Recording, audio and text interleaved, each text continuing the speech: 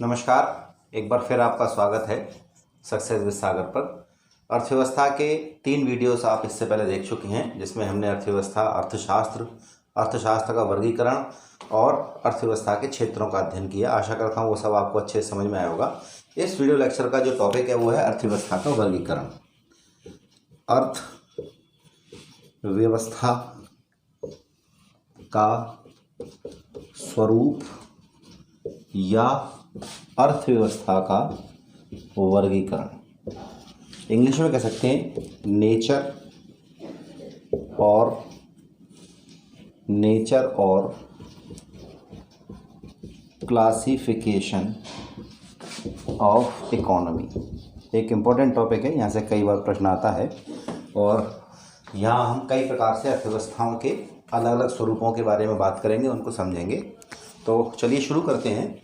तो जब भी हम किसी भी चीज़ का वर्गीकरण करें तो उसके लिए कोई ना कोई आधार हमारे पास होना आवश्यक है कि बिना किसी आधार के हम किसी वस्तु को विभिन्न भागों में वर्गीकृत नहीं कर सकते।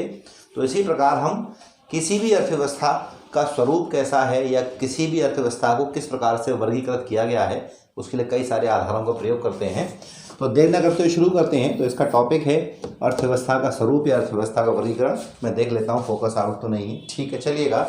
तो अर्थव्यवस्था का वर्गीकरण, पहला आधार अगर हम बात करें तो पहला आधार, कोई भी अर्थव्यवस्था सरकार या राज्य की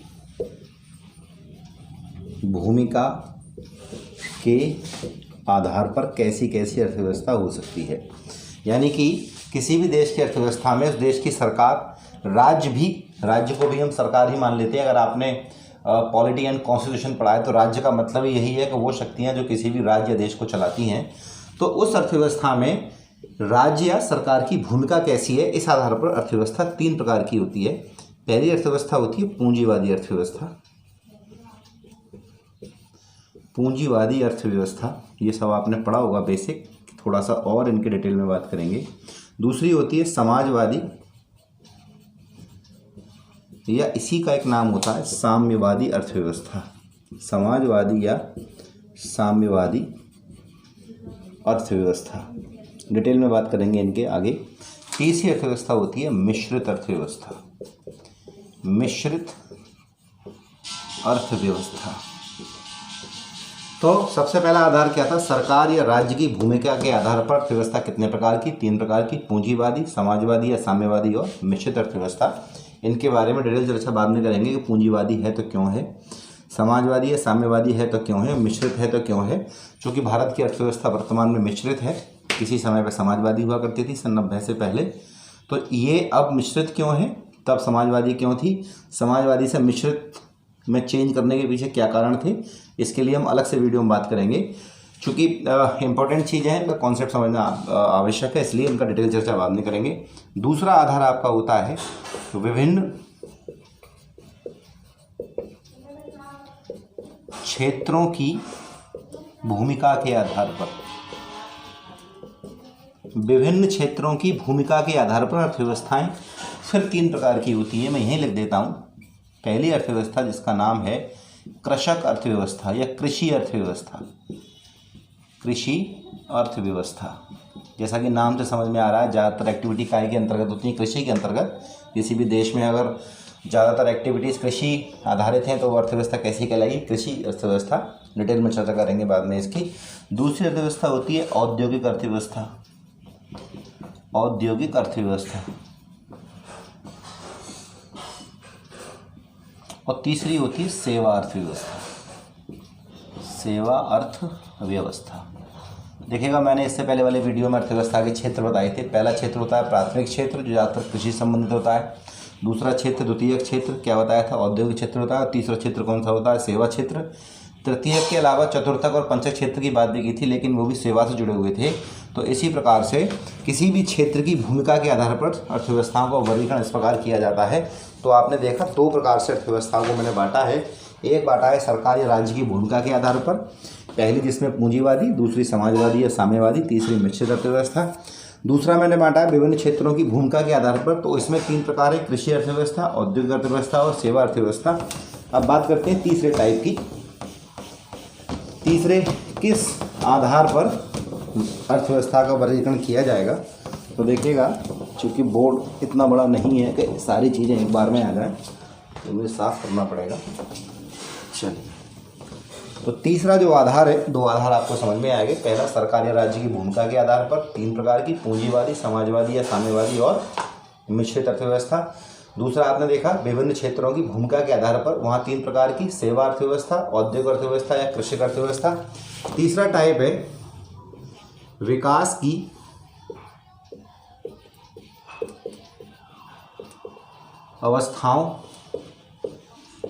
की अवस्थाओं के आधार पर अर्थव्यवस्था के कौन कौन से रूप होते हैं। तो विकास की विभिन्न अवस्थाओं के आधार पर भी 3 रूप होते हैं। पहला, विकसित अर्थव्यवस्था,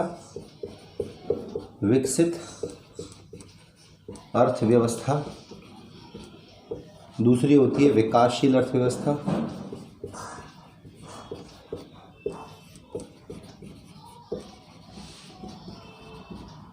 और तीसरी आपकी होती है अल्प विकसित अर्थव्यवस्था। देखिएगा, इस वीडियो में अगर सभी की चर्चा मैं करूँगा तो वीडियो बहुत लंबा हो जाएगा, इसलिए यहाँ सिर्फ ओवरव्यू, और अगले वीडियो में एक एक प्रकार की अर्थव्यवस्था को लेंगे। तो तीसरा आधार हो गया विकास की अवस्थाओं के आधार पर अर्थव्यवस्था, पहली विकसित, दूसरी विकासशील और तीसरी अल्प विकसित अर्थव्यवस्था। चौथा आपका टाइप है शेष विश्व के साथ संबंधों के आधार पर अर्थव्यवस्था, कि कोई भी देश है उसकी अर्थव्यवस्था का पूरी दुनिया के साथ संबंध है या नहीं है। तो एक तो होती है खुली अर्थव्यवस्था,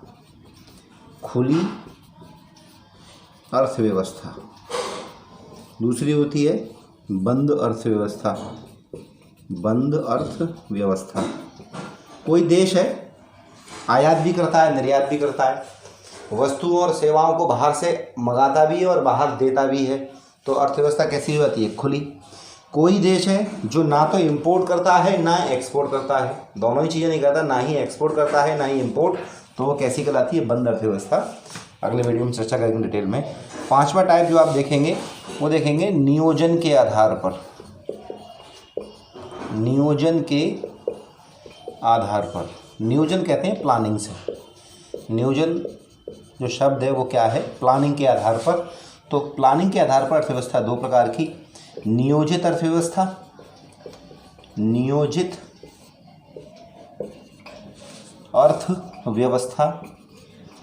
और दूसरी होती है गैर नियोजित अर्थव्यवस्था।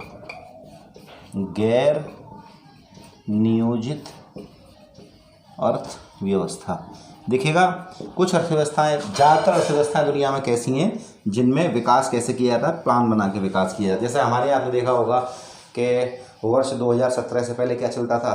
पंचवर्षीय योजना थी, पंचवर्षीय प्लान चलते थे। अब सरकार ने नीति आयोग बना दिया है तो अलग अलग तरह के प्लान बनते हैं। ऐसे सभी देशों में क्या होता है कि योजनाएं बनाने के बाद पहले योजना बनाई जाती है, फिर उन योजनाओं को अमल में लाया जाता है और विकास को प्राप्त किया जाता है। तो ऐसी अर्थव्यवस्था जहाँ पहले से प्लान बनाया जाता है कि हम कृषि क्षेत्र में इतना विकास चाहते हैं इतने सालों में, औद्योगिक क्षेत्र में इतना विकास चाहते हैं, सेवा क्षेत्र में इतना विकास चाहते हैं, तो इस प्रकार से एक योजना बनाई, पहले एक गोल निर्धारित किया कि इतना विकास हमें चाहिए इतने समय में, उसके लिए योजना बनाई और उस योजना पे काम किया।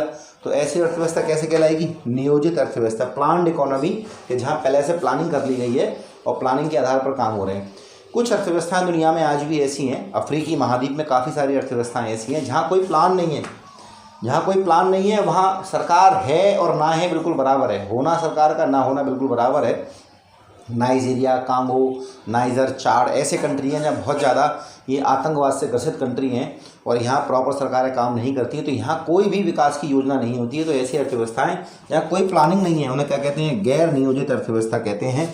छठा टाइप जो आप देखेंगे, तो पहला टाइप देखा आपने, सरकार या राज्य की भूमिका के आधार पर अर्थव्यवस्था 3 प्रकार की, पूंजीवादी अर्थव्यवस्था, दूसरी समाजवादी या साम्यवादी, और तीसरी मिश्रित अर्थव्यवस्था।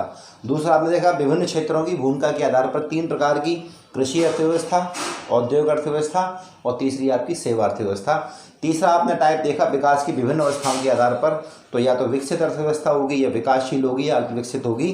पांचवा आपने जो देखा, चौथा जो आपने देखा शेष विश्व के साथ संबंधों के आधार पर, कोई अर्थव्यवस्था जिसका इंपोर्ट एक्सपोर्ट दोनों होता है, माल और सेवाओं का आयात निर्यात दोनों होता है, तो वो खुली अर्थव्यवस्था है। कोई देश अगर ऐसा है जिसका ना तो आयात होता है ना निर्यात होता है, तो बंद अर्थव्यवस्था। हालांकि ऐसी कोई अर्थव्यवस्था दुनिया में है नहीं, लेकिन चूंकि कॉन्सेप्ट तो हमें बात तो करनी है ही। पांचवा आधार हमने देखा प्लानिंग के आधार पर, जिस अर्थव्यवस्था में प्रॉपर प्लानिंग के साथ काम किया जाता है वो प्लान्ड इकोनॉमी, और जिस अर्थव्यवस्था में प्लानिंग नहीं होती उन्हें गैर नियोजित या अनप्लान्ड इकोनॉमी कहा जाता है। छठा टाइप और देख लेते हैं। छठा टाइप किस आधार पर अर्थव्यवस्था की बात आपसे होगी।